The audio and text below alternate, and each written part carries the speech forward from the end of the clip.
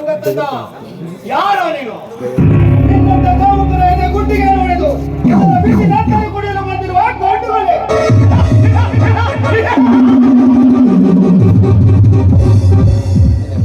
ಗಂಡುಗಲಿ ನಿನ್ನಂತ ಎಷ್ಟೋ ಗಂಡುಗಲಿಗಳು ಈ ಭಗವಾನನ ಗುಹೆಯಲ್ಲಿ ಹೋಗಿರುವಾಗ ನಿನ್ನಂತ ಹೇಳಿಗೆ ಹೆದರಿ ಭಾರತ ಮಾತೆಯ ಸುಪುತ್ರಿಯನ್ನು ಕಾಮುಕರ ಕೈಗೆ ಒಪ್ಪಿಸಿ ಹೋಗಲು ನಾನೇನು ಷಂಡನಲ್ಲ. ಮಾಡುವುದನ್ನು ಕಂಡಾರೆ ಕಂಡರೆ ಅವರನ್ನು ಮಣ್ಣಲ್ಲಿ ತುಳಿದು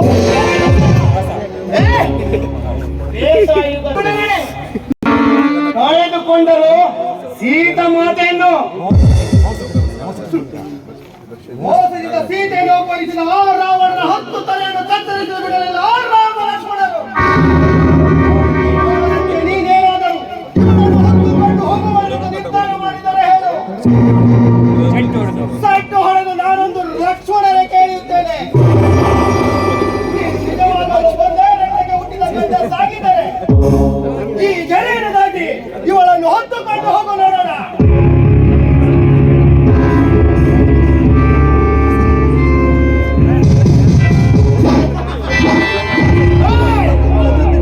ಲಕ್ಷ್ಮಣ ರೇಂಗೆ ಹಾಕಿ ಇವಳನ್ನ ಬಚಾವ್ ಮಾಡಿ ಅನ್ಕೋಬೇಡ. ಇವತ್ತಲ್ಲ ನಾಳೆ ಇವಳನ್ನ ಕೊಕ್ಕೆ ಕೊಕ್ಕೆ ತಿನ್ನೋರು ಭಗವಾನ ಮಾತ್ರ ಮರೆಯಬೇಡ. ನಾನು ಜೀವಂತವಾಗಿರೋ ತನಕ ನಿನಗೆಂದಂತ ಅವಕಾಶ ನೀಡಲಾರೆ. ಏನಿದು ಇಂಥ ಸ್ಥಿತಿ? ದೇವಸ್ಥಾನಕ್ಕೆ ಆ ದುಷ್ಟ ನನ್ನ ಹಾಳು ಮಾಡೋದಿಗೆ ಬಂದ್ಬಿಟ್ಟ. ಅದೇ ಸಮಯದಲ್ಲಿ ನೀವು ದೇವರು ಬಂದಂತೆ ಬಂದ್ಬಿಟ್ರಿ. ಅಂತ ದೊಡ್ಡ ಸ್ಥಾನಕ್ಕೆ ನನ್ನನ್ನು ಒಲಿಸಿದರು. ಒಬ್ಬ ಗಂಡಸಾಗಿ ಮಾಡಬೇಕಿದ್ದ ಕರ್ತವ್ಯವನ್ನು ಮಾಡಿದರು. ನಿಲ್ಲಿ ನೋಡಿ, ನಮ್ಗೊಂದು ಮಾತನಾಡಿಸ್ಕೊಡ್ತೀರಾ? ಒಂದೇ 1000 ಮಾತನ್ನು ಕೇಳು ನೋಡಿ, ನನ್ನನ್ನು ಹೆತ್ತವರು ಸಾಕಷ್ಟು ಹಣ ಸಂಪತ್ತು ಬಿಟ್ಟು ಹೋದ್ರು, ಆದ್ರೆ ನನಗೆ ನೆಮ್ಮದಿ ಅನ್ನೋದೇ ಬಿಟ್ಟು ಹೋಗ್ಲಿಲ್ಲ. ಅದಕ್ಕೆ ನಿಮ್ಮ ಶೌರ್ಯವನ್ನ ನೋಡಿ ನನಗೆ ಹೌದು, ನನ್ನನ್ನ ನಿಮ್ಮ ಸತಿಯನ್ನಾಗಿ ಮಾಡಿಕೊಡ್ತೀರಾ? ಎಂತ ಮಾತನಾಡುತ್ತೀರೋ ನಿಖಿತ? ಮಣ್ಣಿನ ಮಡಿಕೆಯಲ್ಲಿ ಊಟ ಮಾಡುವ ಕಡು ಬಡವನಿಗೂ ಚಿನ್ನದ ತಾಟಿನಲ್ಲಿ ಕೈ ತೊಳೆಯುವ ಶ್ರೀಮಂತ ಕುಮಾರಿಗೂ ಎಲ್ಲಿಯೇ ಹೊಂದಾಣಿಕೆ. ಎಷ್ಟೇ ಆದರೂ ನಾವು ಬಡವರು, ನೀವು ಶ್ರೀಮಂತರು. ಮಣ್ಣಿನ